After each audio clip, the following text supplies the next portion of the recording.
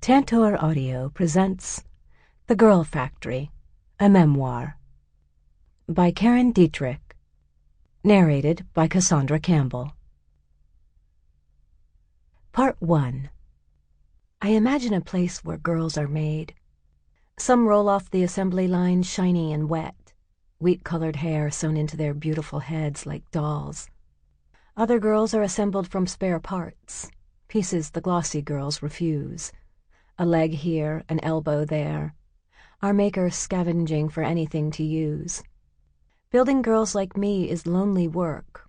No reward for the journeyman. No bright fame. Inside the girl factory, it is as dark as midnight.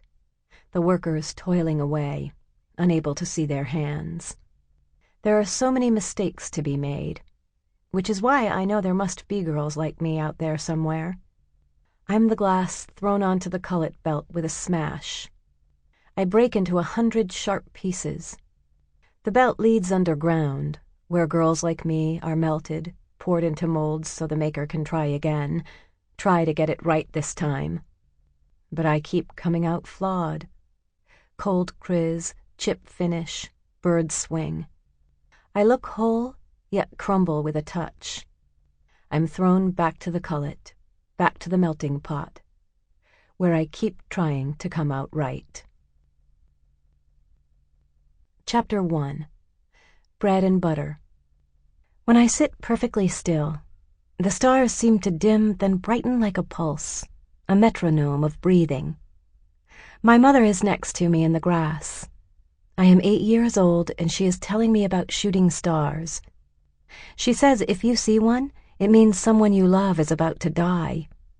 My eyes scan the stars, which are splattered in clumps, as if someone has thrown handfuls of light against the dark. I hope everything stays put for now. My mother knows a lot about the sky. She teaches me things. Where to find the big and little dippers, how to spot Orion's belt on a clear night, how to track the phases of the moon. There are rhymes to help me remember certain things. Red sky at night, sailor's delight. I spend hours in darkness stretched out in the yard, looking up. My mother says there's a star for every person alive in the world. That's why you see a falling star when someone dies. The sky doesn't need that star anymore, so the sky sends the star to you. Are you supposed to catch it? I ask. Why, sure, she tells me, if you can run fast enough. She pulls herself up, gently brushing a few damp blades of grass from her jeans. If you can find the spot where the star fell to earth, then that person you love won't die after all. She disappears up the back porch steps and into the house, its windows blinking through sheer curtains that sway in the evening breeze. As long as I can remember, my mother has been teaching me what my father calls mother's ways. I know to knock on wood when I think about good luck, like never breaking a bone in my body.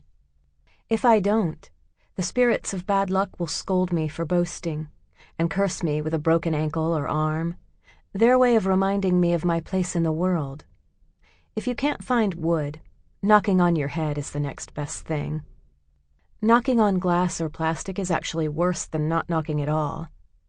There are things you should never do, like break a mirror or use your oven on Sunday or let a bird fly into your house. Then there are things you must do. Throw salt over your shoulder after you spill some, shake an empty purse at the full moon, say bread and butter if you're walking down the street with a friend and something comes between the two of you, like a telephone pole or another person. I have a recurring dream. In it, I am walking alone on a slick black road. There are no houses, no streetlights, no trees, nothing to distract my view of the sky, which is inky blue. It has a texture. If I reach up to touch it, it will feel like corduroy, millions of soft raised rows perfectly spaced, like cornrows.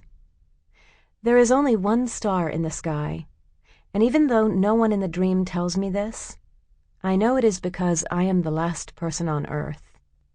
All of my mother's family is dead, except for one brother, Jack Rogers, who lives in Somerset, but she doesn't speak to him, for reasons I'm not old enough to know yet, so he doesn't really count.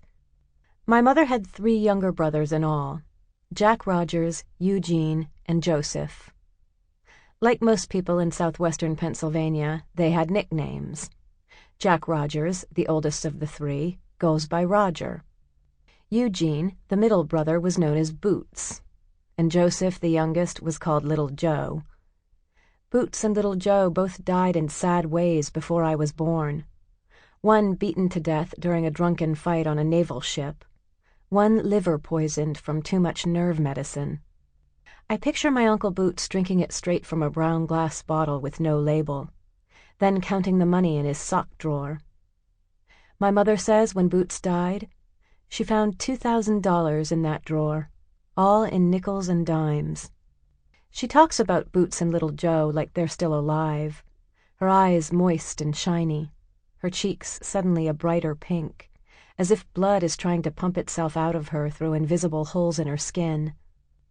I peel myself from the wet summer grass of our backyard and wander inside the house through the large sliding glass door. Every night before we go to bed, my mother closes the slider, then puts a stick in the door. It's a piece of broom handle my father cut and shaped to fit in the grooves of the door's sliding track, so no one can break in while we sleep. We call that piece of wood the stick in the door.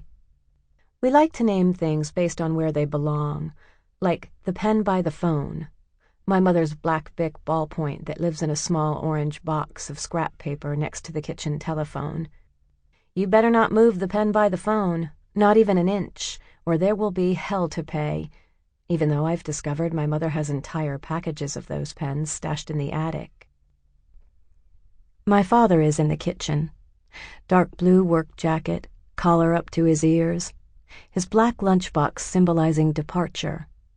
Hungry cats circle the yellow rug as he makes wax paper-wrapped sandwiches, loads small cakes wrapped in cellophane, and stores the Coca-Cola he drinks, a bottle an hour, to stay awake.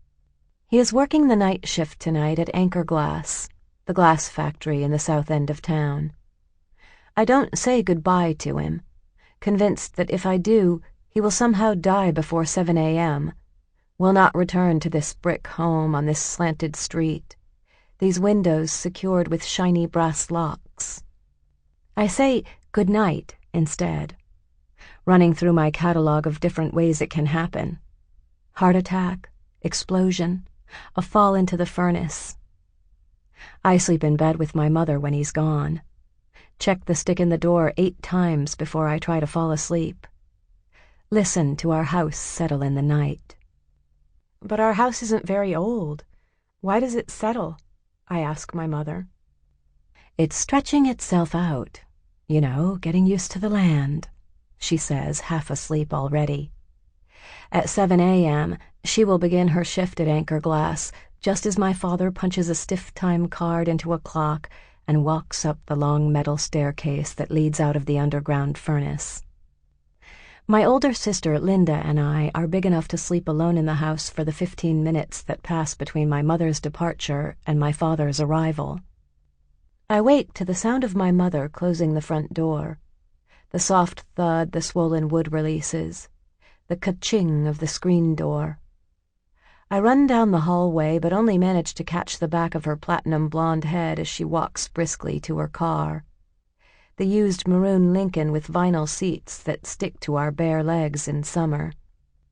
Linda sleeps in her own bedroom, shaded by stiff burgundy drapes. She breathes in and out with a whistle, clutches her stuffed pink panther. She's sewn a line of odd buttons down his tail. Linda's bedroom furniture is ivory with antique-looking handles.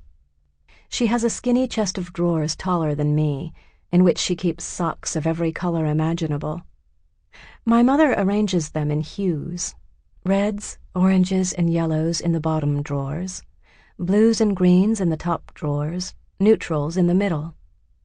I open the drawers slowly, let the rows of color dizzy me, then close each one quietly. I go back to my own room with the pink ballerina bed skirt with walls painted to match. I put one eye up to the slit between the window curtain panels, holding the other eye shut with a finger. I watch for a brown and white Chevy Blazer, and when it pulls up to the curb, I make sure it's my father who gets out. He always comes home in one piece, mesh cap perched on his shiny black hair. I knock 3 times on the wooden window frame, slide down under my covers, and pretend to sleep. According to the FBI, mass murder is defined as 4 or more murders occurring during a particular event with no cooling-off period between them. A mass murder typically occurs in a single location, 3 or more victims killed by one individual. When you're 8 years old, definitions make sense. You know how to look things up in your family's fancy set of Britannica encyclopedias, the rows of books that sleep in a wooden shelf next to the piano your sister plays. The pages are Bible-thin and edged with gold, an effect that is only visible when the book is closed. I'm in 2nd grade. My teacher, Miss Swan, sends weekly newsletters home from school. When she signs her name, she draws a small beak on the capital S in her name, draws a row of ocean waves underneath, stiff peaks and low rockers.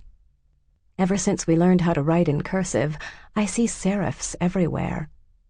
I'm left-handed, so I'm taught to slant my paper and hold my pencil in a certain way. Left-handers are notorious for sloppy penmanship, but not me. Mrs. Swan praises my daily writing exercises. My hooks and stems are perfect. One day she invites Mrs. Lambert, the other 2nd grade teacher, to come watch me write that day's message on a yellow sheet of paper. Today is Tuesday, March 5th, 1985. McDonald's is opening in Connellsville today. We have our own golden arches now. Last summer in California, a man named James O'Huberty walked into a McDonald's near San Diego and started shooting. He killed 21 people and himself. On 2020, Hugh Downs and Barbara Walters described the event, but they didn't include the perpetrator in death counts. The killer is always separate. He, it's usually a he, but I know women kill too, doesn't deserve to be in the same group as the victims, even though they're all dead now, and how could it possibly matter whether or not you place their names together in print, whether you speak their names in the same sentence? I understand the emotion of it, how the victims' families need that separation between the murderer and the murdered. But I sometimes feel sorry for the killers, and that makes me wonder if there's something wrong with me. Every day, Mrs. Swan draws lines on the chalkboard with a 5-prong wooden chalk holder. She starts on the left side and walks across to the right, her shoes making hard sounds on the terrazzo floor. The lines turn the chalkboard into a sheet of notebook paper, and she writes our daily writing on it. We copy her sentences, then she collects our papers, returns them to us the following day, with notes of encouragement or rubber stamps of red ink smiley faces. After daily writing, we stand for the Pledge of Allegiance, then bow our heads for a moment of silence.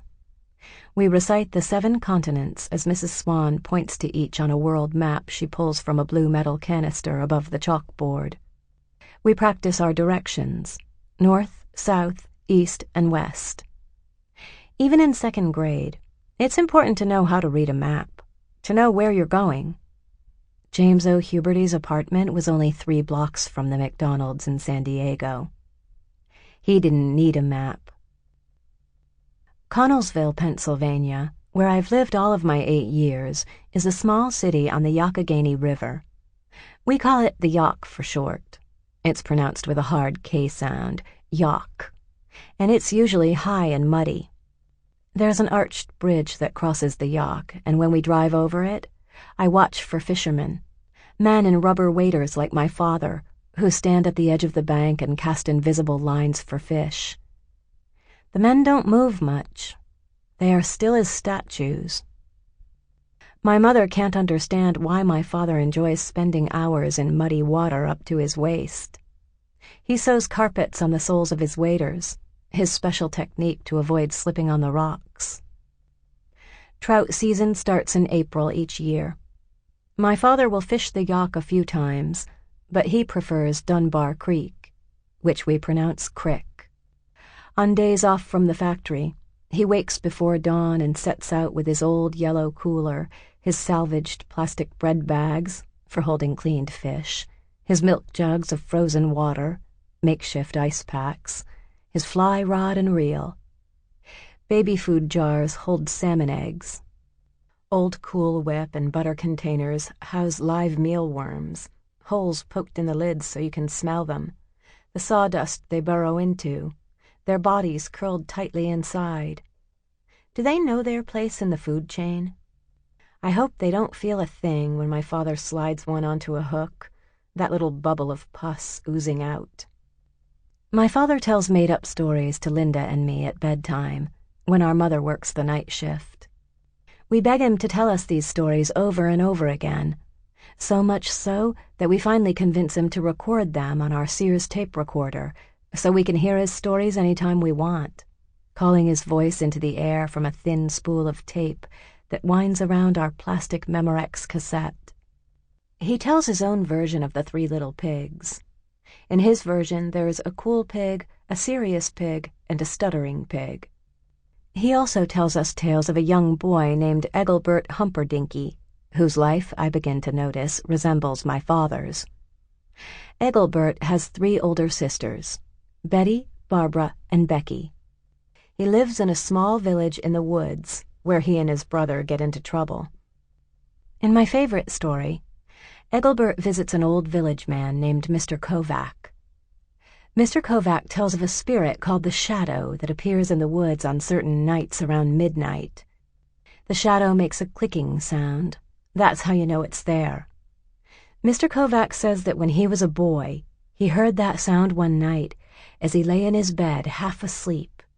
He ran outside to see what it was, and in the woods behind his house he saw a light, like a dim lantern moving along a path. He followed and followed the light for nearly a mile when suddenly it disappeared.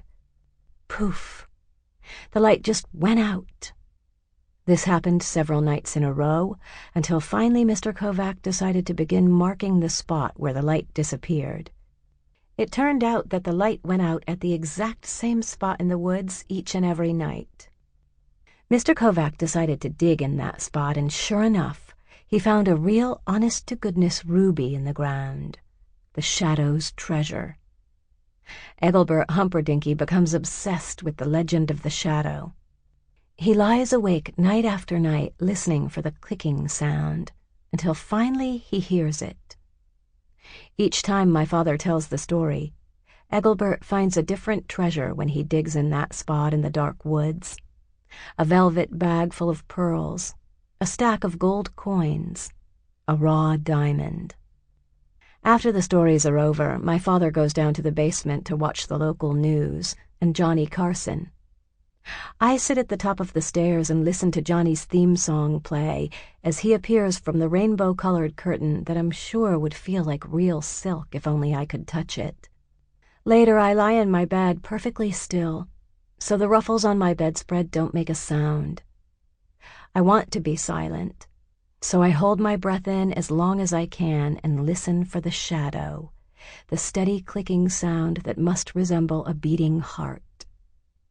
I never hear it, just my own breath when I finally exhale. My sister Linda, her friend Rochelle, and I are in Linda's bedroom. Red shag carpet, cream furniture with fake antique handles, the walls textured, thick with layers of white paint. The windows hide behind heavy red curtains, the kind of drapes you open with a rope and pulley system. A dozen sharp metal hooks were forbidden to touch. We're huddled around a French telephone, its elegant mouthpiece curved like an ivory horn. "Just do it already," Linda commands. "You do it, it's your idea," I say. Rochelle laughs through her nose. She's lying on her side, propped up on one arm, fingering the 3-inch mass of neon jelly bracelets on her wrist. "You're scared," she says. I am not, I insist. I'm sitting cross-legged on the floor, inspecting the shiny pennies in my cordovan loafers. My mother taught me that color, cordovan. It just looks like burgundy to me. We're trying to prove a rumor going around our elementary school. If you dial 666 on your telephone, the devil will answer. Not necessarily the devil himself, Rochelle explains. You could get one of his helpers.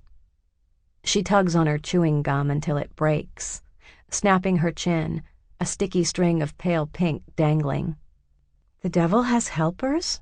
I ask. Like Santa's elves? Sure, something like that, Linda says, giving Rochelle a look, as if to say she's impossible, mimicking my mother's expression when I ask too many questions. Okay, but what do I say when he picks up? I need to know. Just say, sorry, wrong number, Rochelle says. I imagine telephone lines sleeping in the ground, red and yellow and black, spider-like fingers stretched beneath earth. The devil sits in a leather chair somewhere in hell. I grab the receiver from its pearly cradle and dial. My mother is a storyteller too, but she tells true stories. Some stories belong to others, and she tells them over and over again, because my mother knows the shape of suffering. She tells me about a young man who is about to propose to his high school sweetheart. He's driven to her house hundreds of times over the years, but on this particular night, he drives with a diamond ring in his pocket, a crushed velvet box that will surely open with a creak as he kneels in front of her in her parents' living room, in her childhood home on Christmas Eve, turkey or ham in the oven, glazed with butter or honey or brown sugar.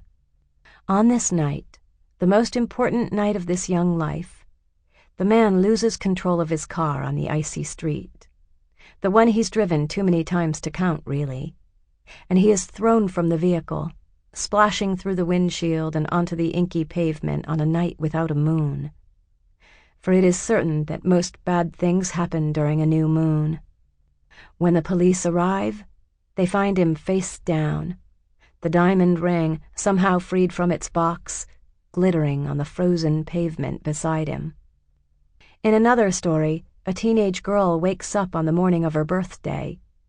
She is a spoiled girl, and she's asked for a pair of brown suede boots for her birthday, expects them gift-wrapped and waiting for her at the breakfast table.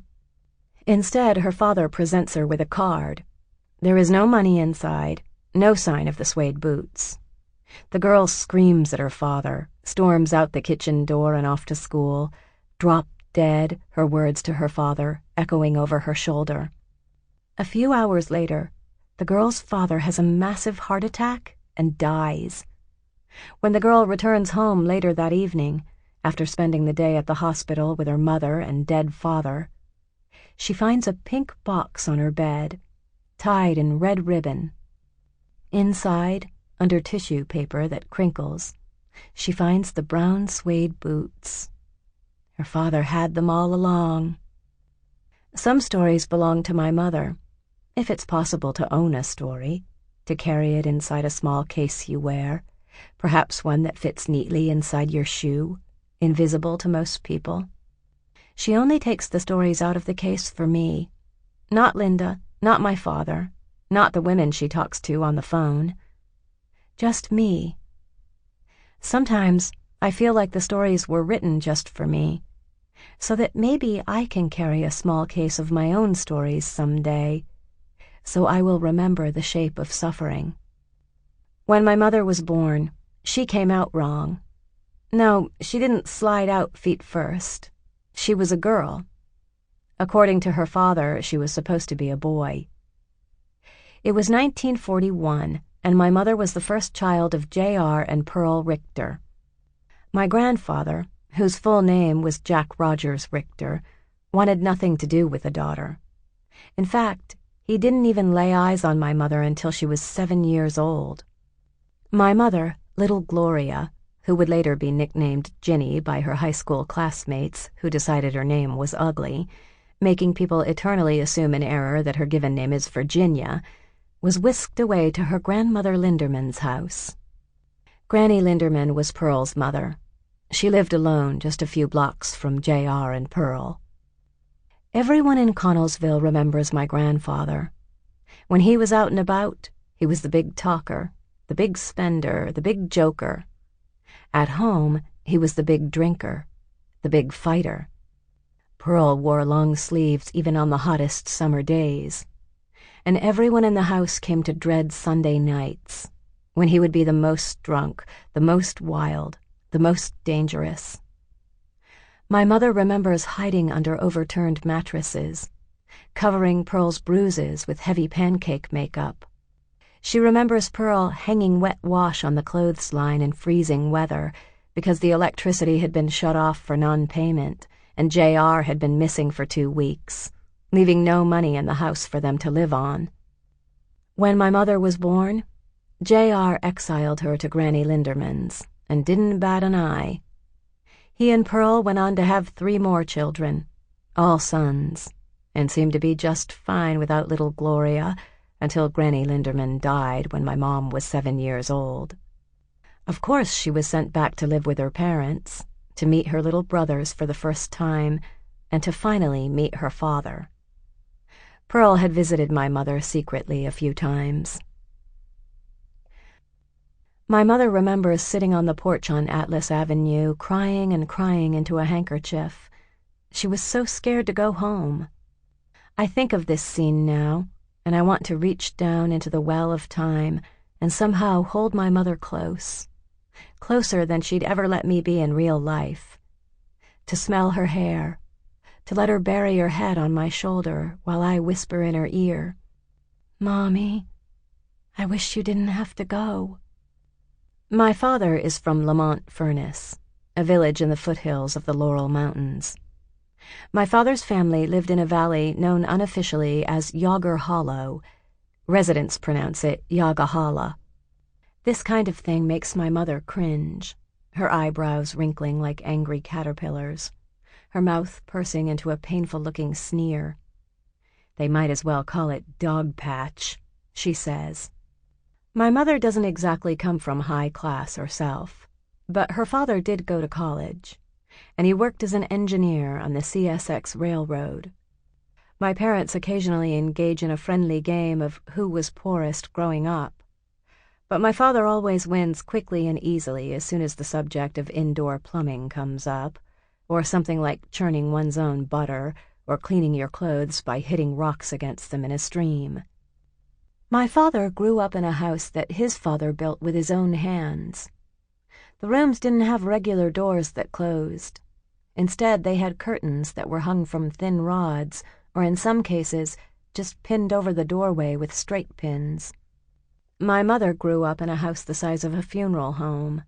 Rooms and rooms with hardwood floors and beveled windows and a wraparound porch. The house is so big, it is now being converted into 4 apartments.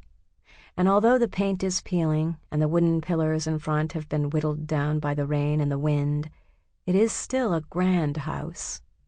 The old place is in South Connellsville, not far from Anchor, so we must pass it as we drive along Pittsburgh Street on our way to drop someone off or pick someone up from work.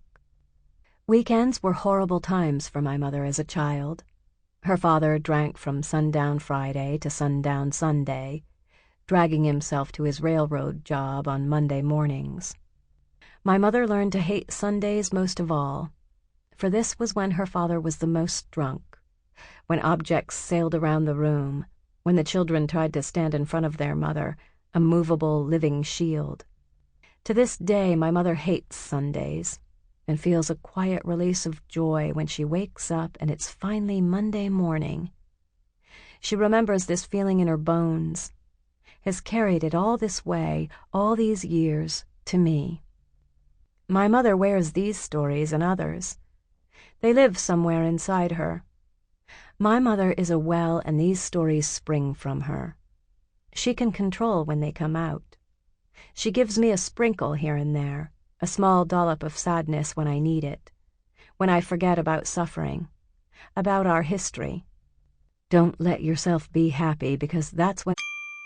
Sample complete. Ready to continue?